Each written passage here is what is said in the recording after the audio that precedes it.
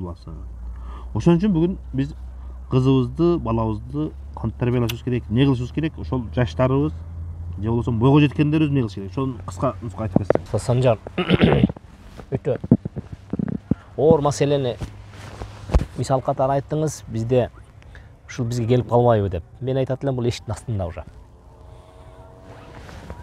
2021 жылдын сентябрь айына болгон көрсөткүчтөр боюнча Кыргызстандагы төрөлгөн наристелер 21 жылдын сентябрына болгон. Ошол сентябрь деген сөз 21 жылдын январынан сентябрына чейинки болгон 9 айдын ичиндеги көрсөткүч боюнча Кыргызстандагы төрөлгөн наристелердин 49% өзүнүн атасын орду жазылбай калды. Баланчанын уулу деген нерсе жазылбай калды. Ал жөн эле башка бирөөнүн атасын же апасын, чоң атасын алып келип жазып, анан ошол баланын аты жазылып калып атат. Бул маалыматтар боюнча мен 2000 жылдары, 99-2000 жылдары эл аралык журналдардан көргөн элем. Европанын жаштары бүгүнкү күндө мамлекеттен пособие сурабайт, үй сурабайт, акча сурабайт, окуу сурабайт, билим сурабайт.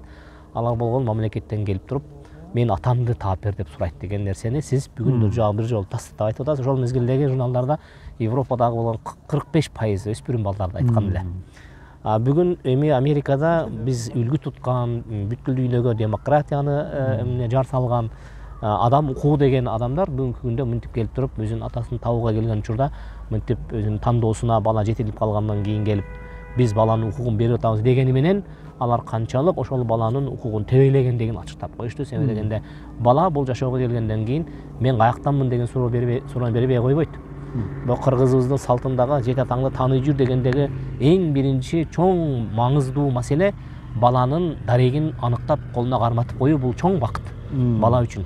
Мына ошондуктан биздин күндөгү жаштарыбызга биз катуу кайрылып суранып да айтат элек, урматтуу жаштар, ар кандай кооз чакырыктарга, ар кандай бир кооз мындай бир катуу кагылган доолбастарга катуу берилип, жашоо ушул экен деп жашоонун баалуулугун алмаштырып албагыла дейт элек.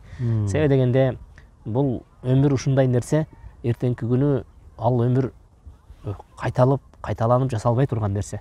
Ал өмүрдү оңдоп коюуга дагы болбойт. Жашоонун черновиги болбойт дегендей, баягы ал кантип жасасаң ошентип сакталып кала берет. Анын эртеңки күнү сен жасап койгон иштин артынан кайсы бир жарыкка келген адам ыйлап, сыздап, какшап бул дүйнөдө өзүн бактысыз сезип, өмүр бою каргап өтпөш керек. Ошондуктан натыйжасында айтарым, улуу жараткан бизге улуу дин берген, улуу эреже берген, бекем жол үйрөткөн. Эгерде биз ошол жердеги болгон көрсөтмөлөрдү эле карманып жашасак, анда биз үчүн үй бүлө куруу, үй бүлө баалуулугун сактоо, эртеңки жарыкка келген наристелердин бактысы үчүн болгон биздин эмне бир жасаган жоң эмгек болуп калат эле. Ошондуктан бүгүнкү күндө Кудайга шүгүр, ар кандай биздин борборлор иштеп атат, үй бүлө борборлору, үй бүлө академиялары иштеп атат. Мына ошолорго кайрылып, ошол жерден чыныгы билимди, чыныгы маалымат алып кетсе болот. Алла разы болсун. Устаз, мен дагы сизге кошумчалап айтарым. Эртеге биздин урпакта дагы ошентип атасын издеп калбасын, атасын таба албай калбасын деген оюбуз болгон болсо, деген максатыбыз болгон болсо, биз бүгүнкү күндө ушул балабыз эмне менен алек болуп жатат, кызыбыз эмне менен алек болуп жатат, бул ата энелерге бой жетилип же болбосо ошол студент курагында окуучу болгон болсо, колунда интернети бар, колунда телефону болгон болсо, ошол бала дагы ушул нерсени эске алсын дейм да. Эртеге жашоо бүгүн эле эмес да. Ооба. Эртеги күн да кымбат да. Ооба. Эртеге элдин арасында, Кудайдын астында ар бир адамдын өзүнүн келечеги бар. Ар бир адам өзүнүн тарыхын өзү кылат. Ооба. Көпчүлүккө эришип кеткен болсоң, эртеге кыйынчылыкка түшкөндөн кийин башыңа таш тийгенден кийин эч ким жардам бере албайт ал жерде. Ооба. Ошон үчүн устаз айтарым, ошо ата энелер балдарыбызга, кыздарыбызга өзгөчө көңүл бурсак, ошондой эле жаштар дагы, кыздар дагы, жигиттер дагы биздин негизги баалуу болгон ыйманыбызга, жүрөгүбүзгө, каада салтыбызга, келечегибизге эртең боло турган нерсе болот да деп карап койбостон, чындап, чын жүрөктөн эртеңки күнүм кандай болот, Кудайдын астына алсам кандай болот, өзүмдүн тарыхым кандай болот деп өзгөчө көңүл бурайлык. Туура айтасыз. Ыйманыбызды бекем кылайлык деп айтат элем. Туура айтасыз. Алла таала ыраазы болсун, Санжар.